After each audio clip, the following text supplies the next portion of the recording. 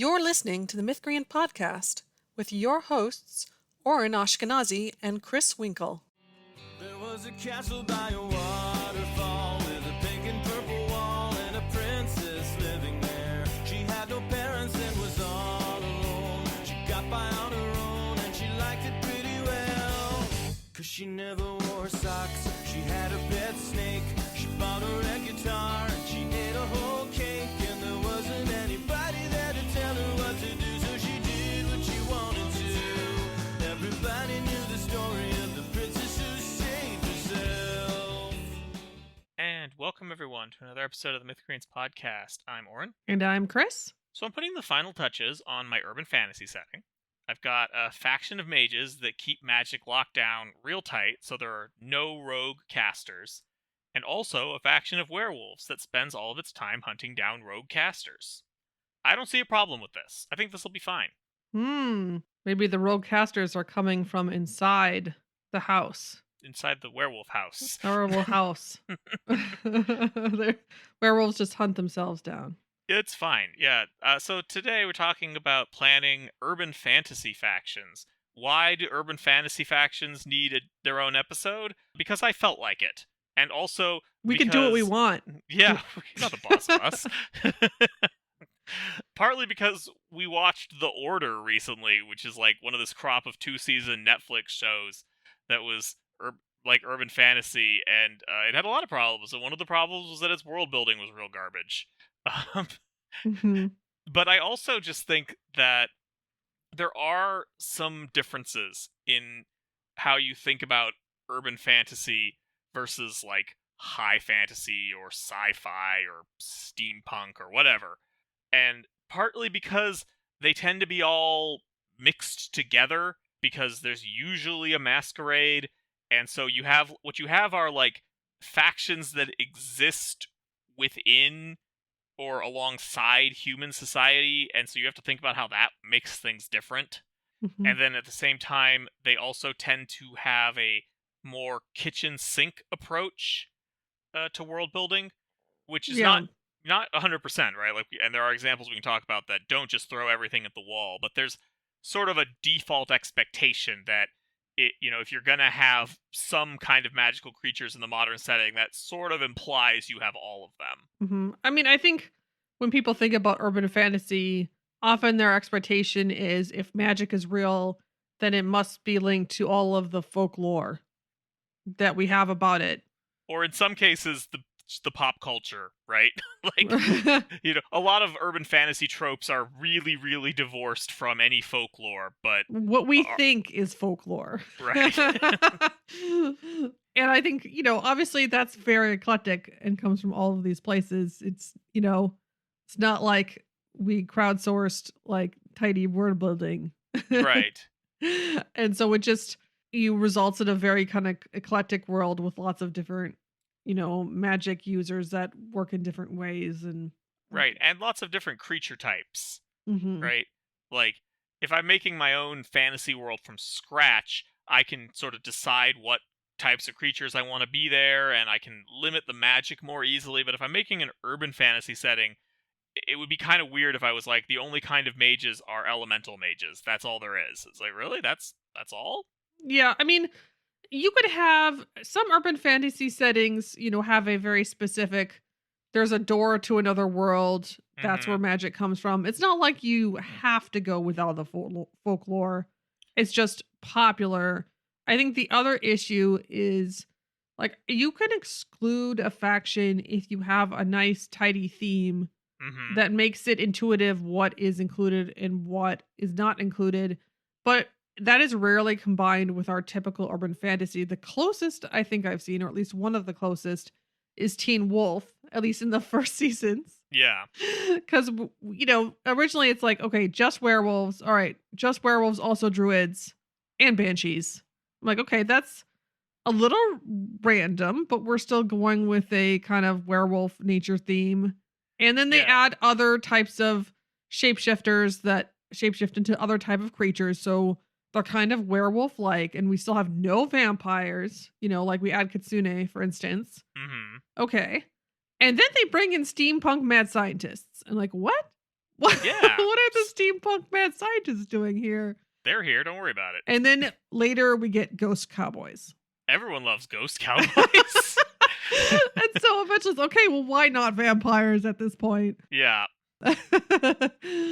But like for a while there, right? We Mhm. had a pretty tidy urban fantasy setting where it was just, people shifting into creatures Yeah. for the most part. And that kind of kept it together. But if we had like several different types of creatures from a wide variety of, pop culture-ish folklore-ish pop culture, and then didn't have vampires, that would be weirder.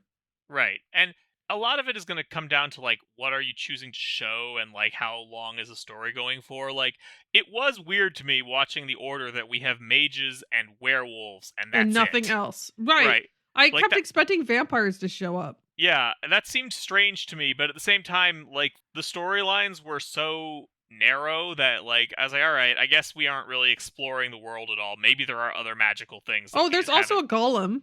Yeah, they do make a golem once. Hmm. Best character. Yeah, we love that golem. What the one that really got me was in the Kate Kane books. They have werewolves and mages again. Odd that happened twice. But the mages are all necromancers, which again, okay, sure. But they have vampires, but the vampires are like undead robots that the Harsh. necromancers pilot around. And I'm like, that seems mean.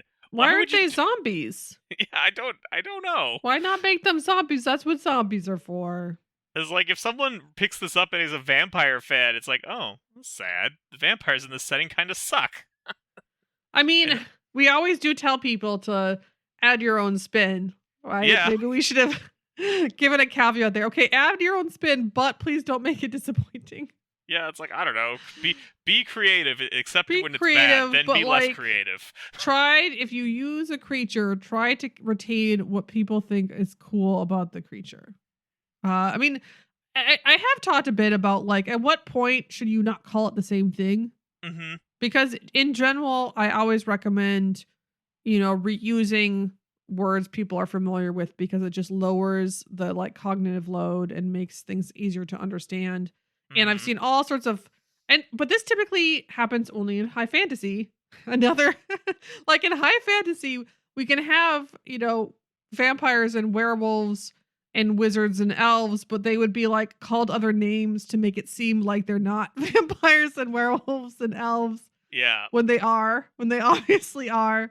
And they would all be like names that are hard to remember, which means the fans just call them werewolves and vampires and elves. How dare you? Those are my lupine changers and my sanguine drawers and my eternal fair folk. At least urban fantasy world builders are not trying to pretend that they're using something new when they're not. But at a certain point, again, reuse the name, but at a certain point you lose the essential something that makes it feel like it's anywhere close. And so vampires that act like zombies, that's a little... I just don't. I don't know why you would call them a vampire at that point. It just seems misleading.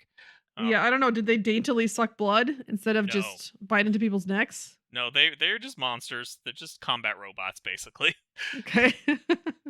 But yeah, I mean, I do think, again, there's a lot of expectation.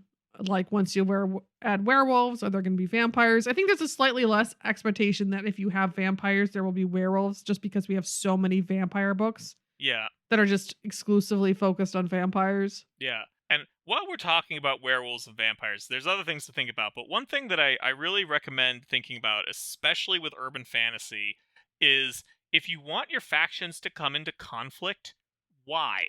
Because this is the thing that has always been a little confusing to me. And I've run into this problem when I'm running World of Darkness, which is that if you look at these fantasy factions, especially when they're divided by creature type, they very often don't compete over anything. Like, vampires like to suck blood, and in most settings, werewolves like to live in the woods.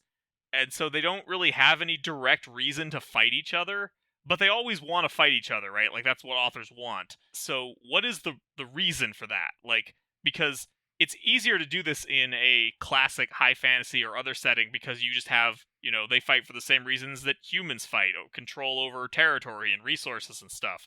But that doesn't really make sense in an urban fantasy setting most of the time because they're already sharing their territory with humans, right? Like, again, they live alongside humans, so it's clearly not an issue there.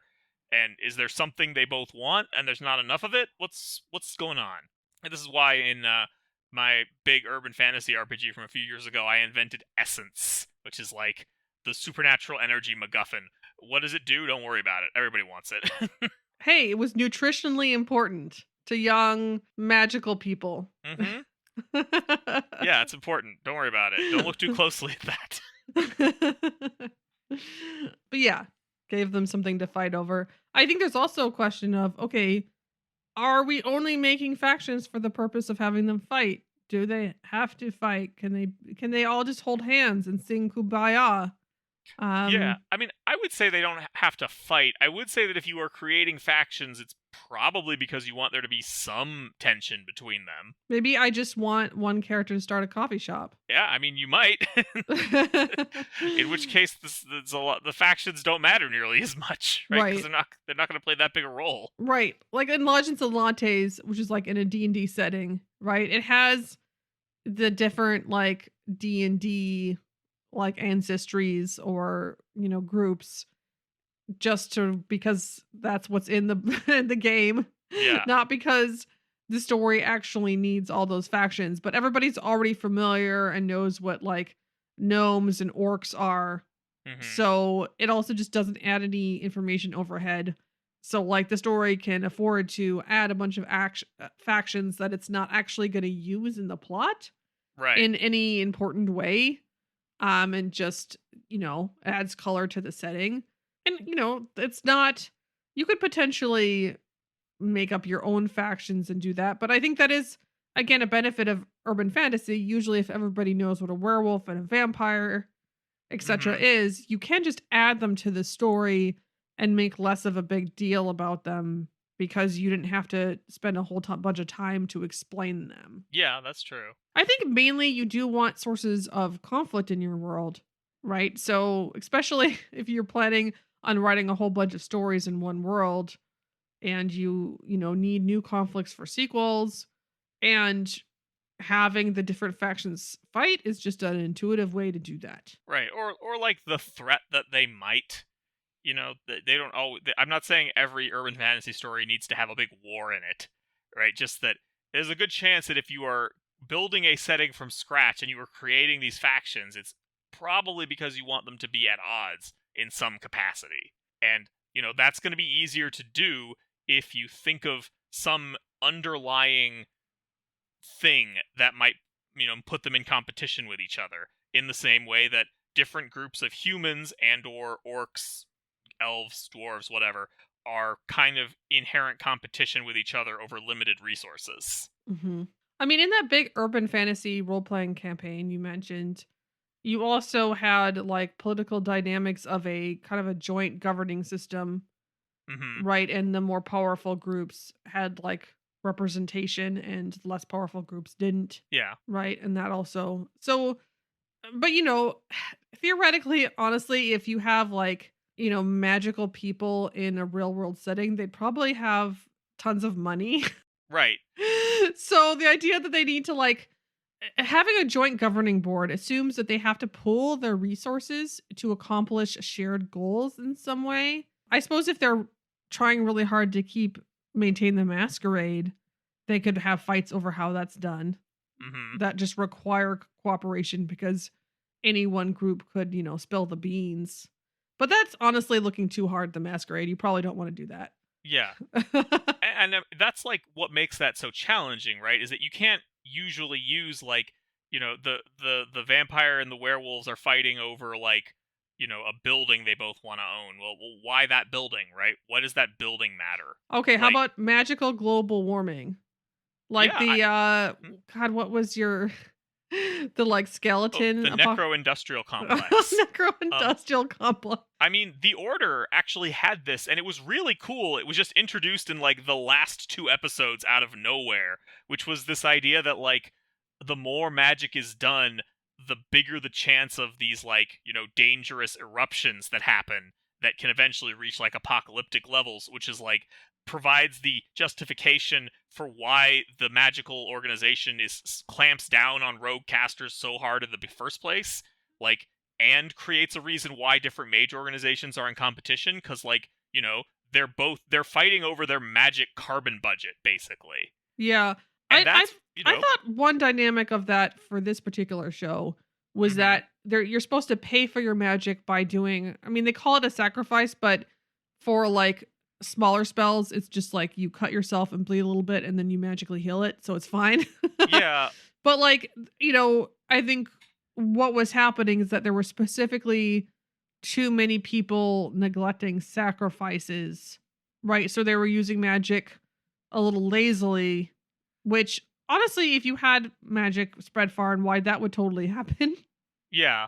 I mean, they were a little inconsistent about how that worked, but sure, like, you could also have it be not a strict carbon budget, but more of like a, not super well trained practitioners are more likely to do this, so we have to, like, keep it really focused on, like, only letting the people who we approve of do the magic, that sort of thing.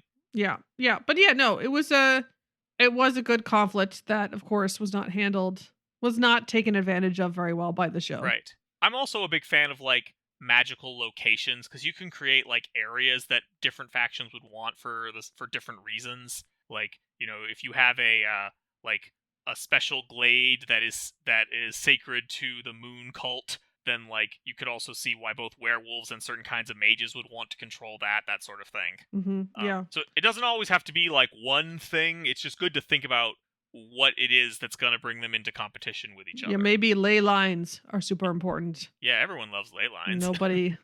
we got to fight over control of the ley lines. They're very flexible ley lines. They can do a lot of things. I mean, I do think that one thing that's tricky is once your factions start fighting, then you have to be more fussy about whether the power is balanced in the way that you need it, because I mean, otherwise your job just gets hard. Like, if you're planning a big battle between wizards and vampires, but your wizards could just fireball the whole building where vampires sleep during the day, yeah, like, the conflict is over, and you don't have to be like, oh no, just forget about that, or make up very silly excuses for why your wizards are not doing the obvious thing that they should be doing. And it just becomes really distracting and contrived really quickly. I mean, this is why, as a rule, when I am making an urban fantasy setting, I actually don't like having witches or mages as their own faction. I know that's, like, a big trope, but, like, the moment you do that, it becomes really hard to balance them, because, again, urban fantasy lends itself to a kitchen sink approach to magic, and if your wizards can do almost anything as a group, how can there be competition against them? Right? Because their powers are so flexible. Right. So, if you look at every faction like it's just a mage and look at their spell list, right? You've got werewolves, and on their spell list they can turn into a big beast, maybe when they want. Yeah. And the vampire spell list is like, okay, I'm immune to certain types of damage, and depending on the story, maybe they have some strength powers, and perhaps they can hypnotize people a bit. But they also, like, again, have a major weakness about not being going out in the sunlight in some stories. And then wizards and witches have, like, a spell list that's infinity long. Yep. And can do, like, anything, right? And starts to become obvious how a fight between these factions is not going to work. And again, following the whole, like, pop culture folklore, people really want their wizards and witches to basically cast whatever spell. And so that makes it really hard. I mean, you can tone it down, but, like, they might feel a little lackluster. Like, if your witches can only fly on brooms and occasionally get vague visions of the future, right? That's not like what we're going for with witches. We want witches that are cool and powerful and, put curses on people. Yeah, it's hard, right? It's a difficult problem that I don't think has a single solution. Mm-hmm. The other thing that I've seen is like you can try to even it out by boosting the other groups, like give werewolves and vampires more powers, but you would still have to reduce the powers that witches or wizards have, and then they can also end up feeling a little bit more of the same than you're looking for, right? Yeah. Like fourth ed D&D, for instance, really Right. focused on balance, but everybody felt like all the different classes were the same. I mean, that was literally what happened in the Dresden Files, right? Is you get to like the most like once you get far into the wizard vampire war to the point where Dresden is basically a walking weapon of mass destruction, and it's like, okay, how are vampires going to deal with this? And the answer is that the vampires are now also wizards. And it's like, okay, well, I mean, that does explain it, but kind of boring. Yeah.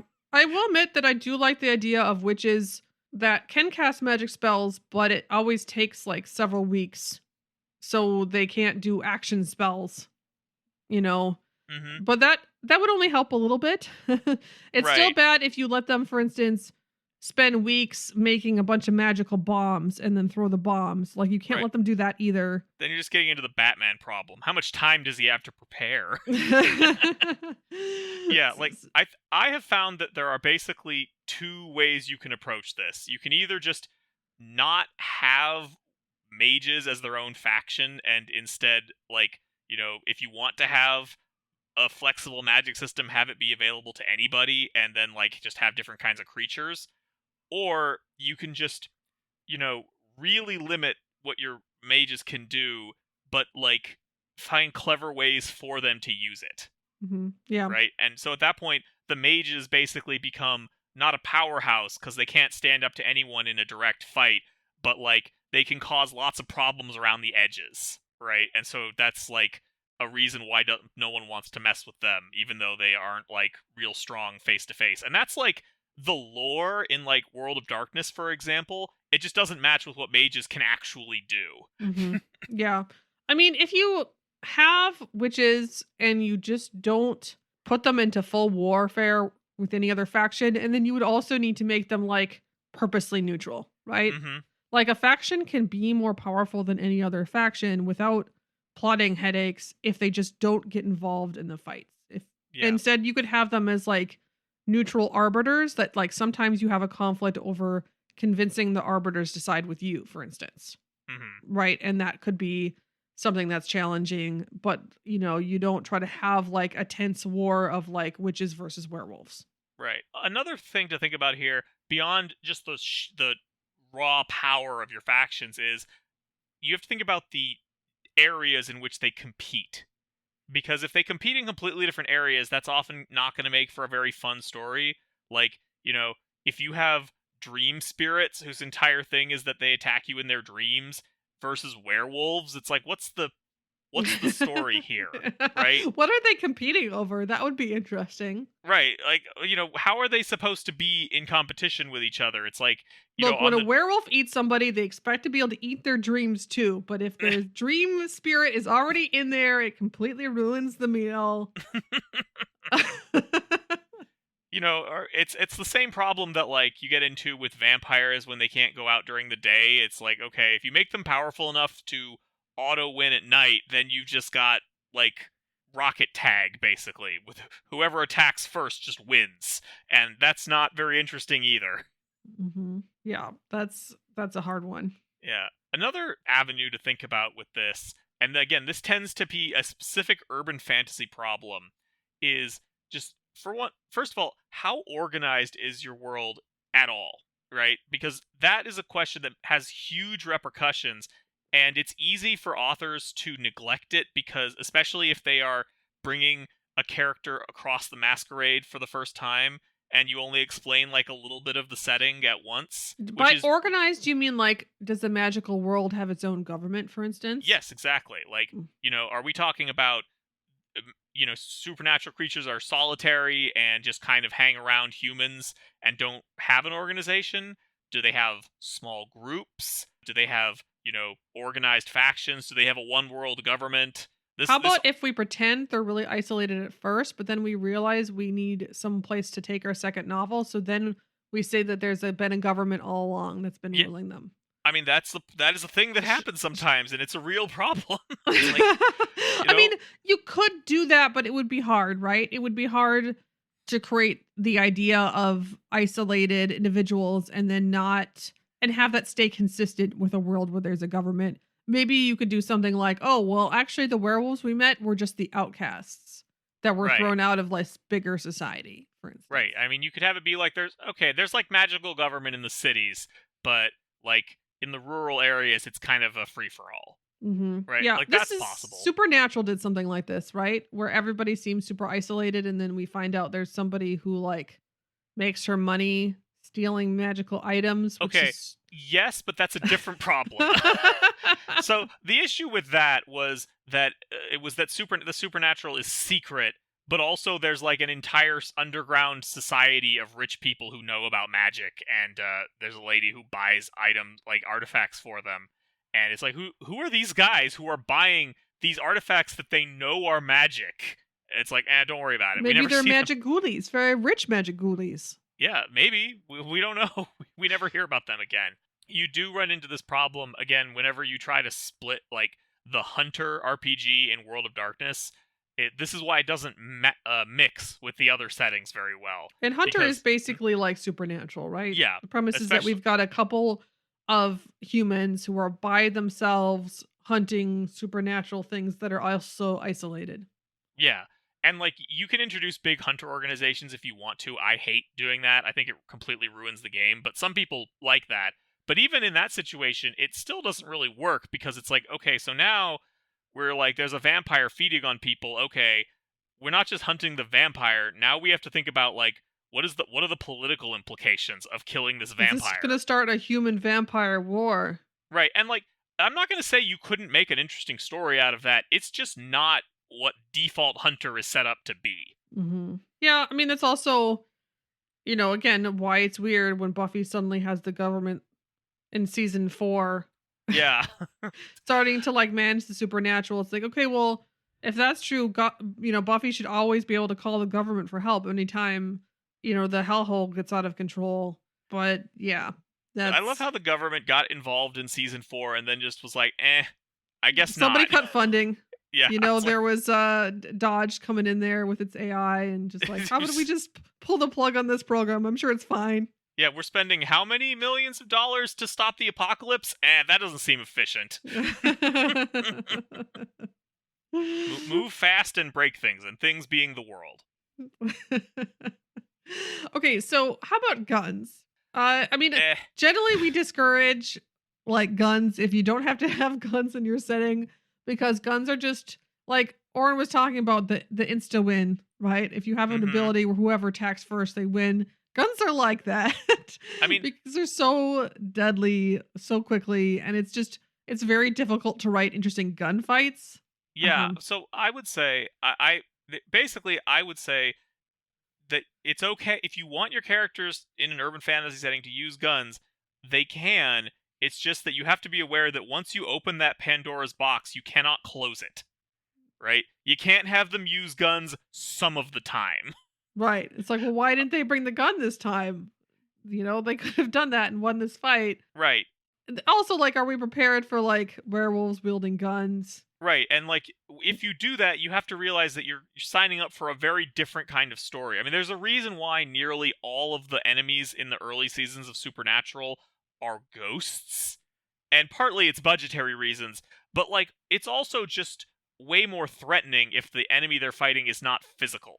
Right, you can't just take a machine gun and mow them down. Right, and like once you make it physical, it's like, okay, you can say that, well, it's immune to bullets. It's like, all right, is it immune to 5,000 rounds a minute? Like, that's just enough physical force to cut it in half at that point, right?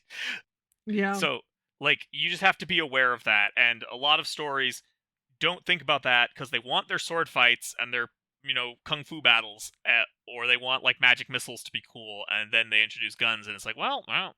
We have a problem and then there's here. Teen Wolf. It's like humans use guns. Nobody else uses guns. Why? Nope. Reasons. Reasons.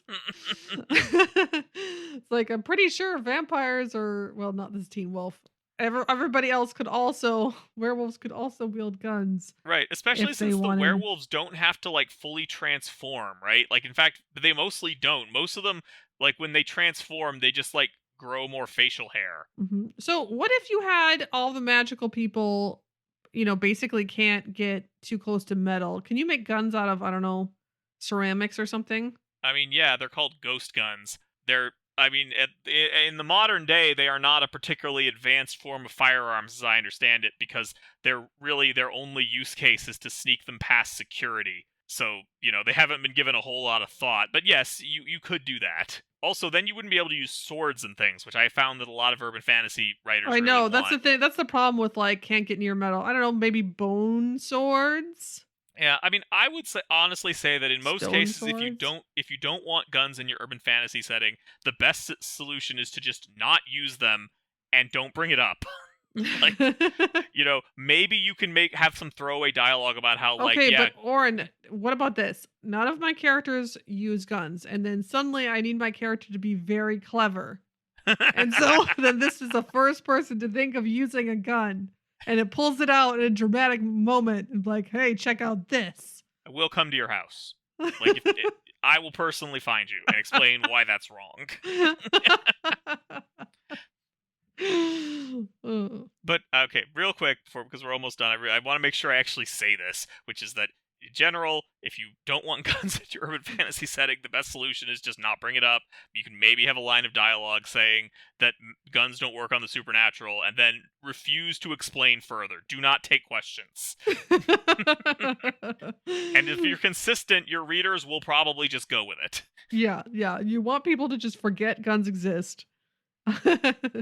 So too much explanation is only going to make it worse. All right, well, I think with that, we will go ahead and call this episode to a close. If you enjoyed this episode, consider supporting us on Patreon. Go to patreon.com/Mythcreants. And before we go, I want to thank a couple of our existing patrons. First, there's Amon Jaber. He's an urban fantasy writer and a connoisseur of Marvel. Then there's Kathy Ferguson, who's a professor of political theory in Star Trek. We will talk to you next week. There was a dragon with a pointy tail. He was bigger than a whale, and his breath was terrible. He scared the princess when he came around. Tried to burn the castle down, but she caught him by his tail. Then she tied him to a tree so the dragon couldn't fly. She told him he was mean, and it made the dragon cry. When he finally apologized, she offered him some tea. He accepted it graciously. Now he visits every weekend with the princess who saved herself. This has been the Mythcreant podcast. Opening and closing theme, The Princess Who Saved Herself, by Jonathan Colton.